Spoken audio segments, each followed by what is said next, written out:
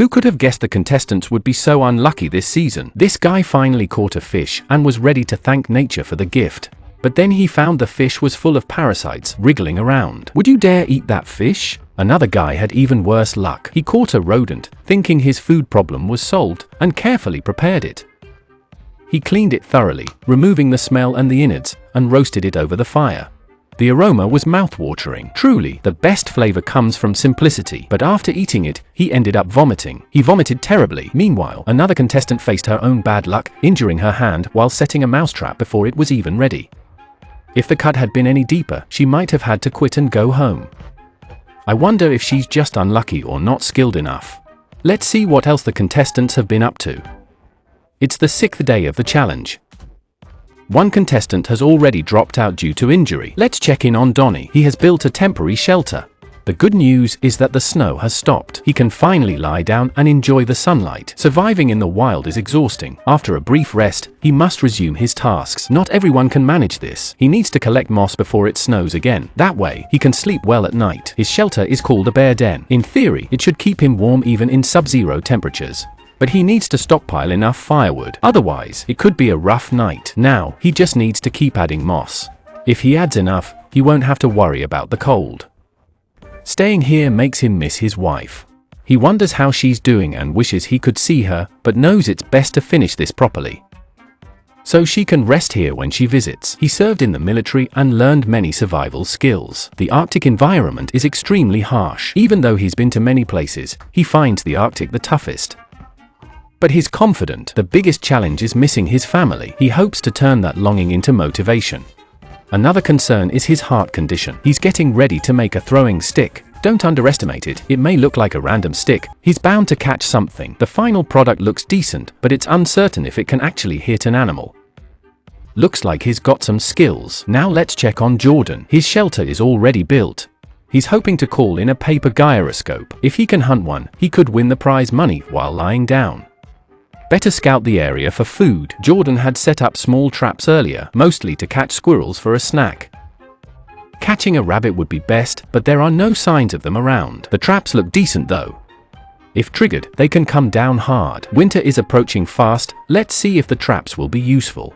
As time goes by, the temperature will only get colder. Without enough food, he can't outlast the other contestants. Plus, losing weight too quickly might get him disqualified by the production team. This really makes Jordan anxious. He promised his kids he'd win.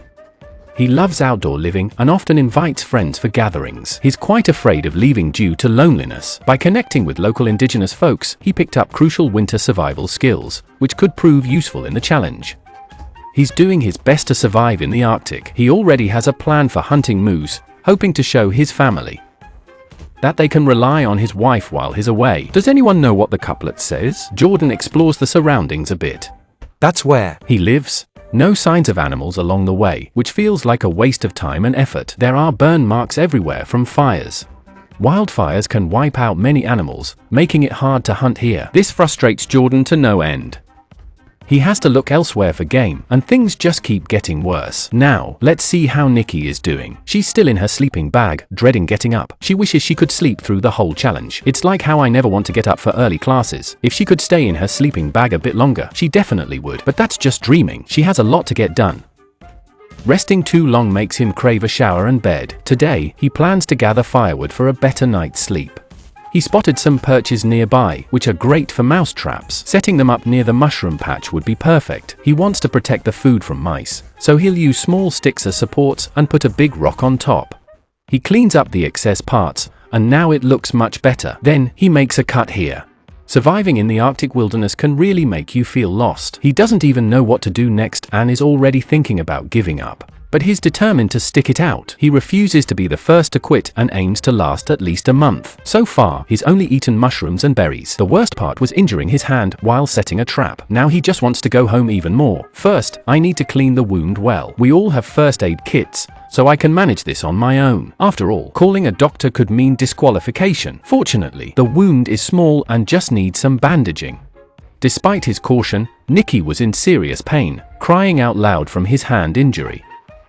Hopefully, the wound won't get infected or anything. Nicky's mood took a nosedive, but at least the bleeding stopped. Fortunately, it didn't hit the bone. He's determined to avoid infection because he doesn't want to quit the challenge or face any health problems. He could only keep pouring alcohol into it to disinfect it, and the pain was so painful that he was about to faint on the ground, and he had to know that there was a wound infection in the wild. That's not as simple as it sounds. Nicky now has to put her hand in a glove to make sure the wound doesn't. The problem is, this means she's basically down one hand for work, which really affects her productivity. I'm at a loss here, just hoping her wound heals fast and stays infection-free. Not easy, though. But honestly, I'm feeling really low. Can he make it? The camera cuts to Ray, who has his fishing gear ready. He spots seagulls daily, suggesting fish might be nearby. Ray sees this as a good chance.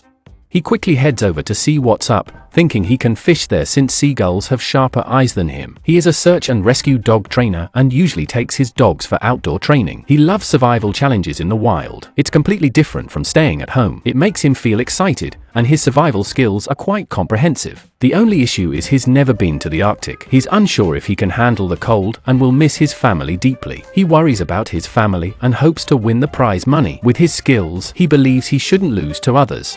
He even prepared bait to catch fish. By now, he should have been eating fish, but the past few days have yielded nothing. This makes him question if there are any fish at all. How else could he not catch one? He always trusted his fishing skills.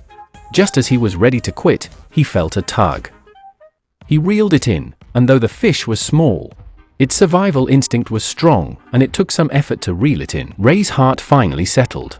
The catch was quite decent. He had to document it well. The first fish in the Arctic was truly amazing. He quickly cleaned the fish. If he could catch fish every day, he could smoke and store them. Then, he'd have meat for winter. Just as Ray felt confident about winning, he noticed something off. Oh boy!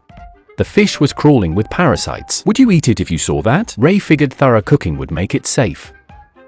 It shouldn't upset his stomach. He quickly cleaned the fish. The gray jay in the tree was drooling. Fortunately, he could give the fish to the bird, so no more parasite worries, right? Ray felt quite generous. He hoped his next catch would be parasite-free. On day 7, the camera turns to Donnie. Despite his heart condition and need for rest, Donnie stays active while working. Tomorrow, he plans to fish by the shore. If he catches a big fish, he might build a smoking rack. Eating dried fish every day in winter wouldn't be bad. He's gathered plenty of firewood. Now, he'll search for food. His daily energy needs are high. He's constantly anxious about fainting and ending up in a hospital. All he's managed to find are some berries. No matter how many berries he eats, it's useless. He needs to find some meat. His father hasn't even seen a single squirrel. He feels overwhelmed by the pressure. Suddenly, he hears something and rushes to the shore to check. Wow! He actually found a muskrat. One hit would have been enough, but he keeps hitting it a few more times. He wants to make sure it can't escape. Finally, he can eat some meat. Donnie is in a great mood now, to be honest. But there's really not much meat. One bite and it's all gone. When handling the muskrat, he must remove the smell first. If he breaks it, the meat will stink. He also has to check the liver for spots. After some work, he gets a small amount of meat to eat. But it's better than nothing. Meanwhile, Michelle is showing the scenery on camera. I must admit, the Arctic is stunning. Make sure to bring plenty of food, or you'll end up like her, finding nothing. Her stomach growls with hunger. She hasn't seen a fish yet and seriously suspects the show is targeting her. She tries another spot. Back home, she always caught fish easily, but here, she has no luck at all. She lives in a remote area, rarely seeing anyone for a week. She's loved hunting in the wild since she was a child. It's the only way to get extra meat. Although life is tough, for her, it's all valuable experience. She believes she can handle harsh environments unless she gets seriously ill. Otherwise, she's confident she can last till the end. She just misses her family a bit. She wonders how they're doing without her. Winning the prize would mean she could achieve freedom and experience different lives around the world. She had high hopes before coming here, but now it's miserable. Suddenly, she sees something. Wow! There's no food, but she finds a discarded oil drum. She has a bold idea. It would be great for a boat. Even if it sinks, she can use it as a bath. She finally feels more confident about finishing the challenge. Meanwhile, Donnie has put the muskrat on a rack to roast. It looks charred, but it smells good. One bite, and it's crispy with a chicken flavor. It's been a long time since I've had meat. Tang and I felt incredibly unwell, but unfortunately, there wasn't much meat. Probably need another 7 or 8 to barely feel full. No need to add any seasoning. The original flavor is the best. After eating, it's back to chopping wood. As the weather gets colder, The demand for firewood grows daily. Originally planned to work until dark, but suddenly felt very unwell, like my stomach was burning. There must be something wrong with that meat. Tang and I's stomach hurt terribly. Could it be parasites? If I'd known it would be this bad, I'd have stuck to water. Hopefully, I'll feel better tomorrow. On the 7th day of the challenge, let's see what Nicky is up to. His wound is healing well, as long as he doesn't aggravate it. In a few days, he should be able to work normally. Nicky feels he can keep going, even with only one functional hand. He still needs to keep chopping and moving wood. Michelle is a bit better. She finally removed her boots after a long time. The odor was pretty strong, and her socks were damp with sweat. She'll have to dry them daily from now on. The oil drum found yesterday is ready to be processed. Winter is about 2 weeks away, and getting food during this time is crucial. There's no way to catch fish from the shore. She'll have to use the oil drum to make a small boat to fish in deeper waters. Making the boat isn't difficult. Just need to add vertical supports and boost buoyancy, so it won't sink. She isn't sure if it will float. Only way to find out is to throw it in the water. Michelle also made bait from paracord, theoretically making it easier to catch fish. Everything's nearly set. She can toss it in the water now and check. The outcome exceeded expectations. Just let it drift and watch. On the 8th night of the challenge, Tang and I felt extremely unwell. He couldn't calm his stomach all night. It kept spasming, feeling like his intestines were being pulled out. His body was already depleted, and now even water seemed to be running out. The main concern is his heart condition, which isn't stable. He's scared of being bedridden for life. He barely survived the night. Tang and I appears even more worn out. Upon rising, he vomits again. Given his condition, he shouldn't keep going. Tang and I desperately wants to reach a hospital for antibiotics. It feels like centipedes are burrowing inside him, and he wishes he could cut them out. The worst part is the dull chest pain, signaling his heart condition is flaring up. He can't continue like this. Who would have thought that a tiny shrew could bring down a grown man? Tang and I is feeling really down right now. Whenever he gets upset, his chest pain intensifies. He wishes he didn't have to leave like this, but for his health. He has to contact the show's crew. They expected Tang and I might quit, but not this early. Next time, they should choose a healthier participant, since not everyone can handle the wild. Tang and I was very emotional when he cried. If it weren't for that shrew, he might have had a chance to keep going. Tang and I doesn't even know what to say.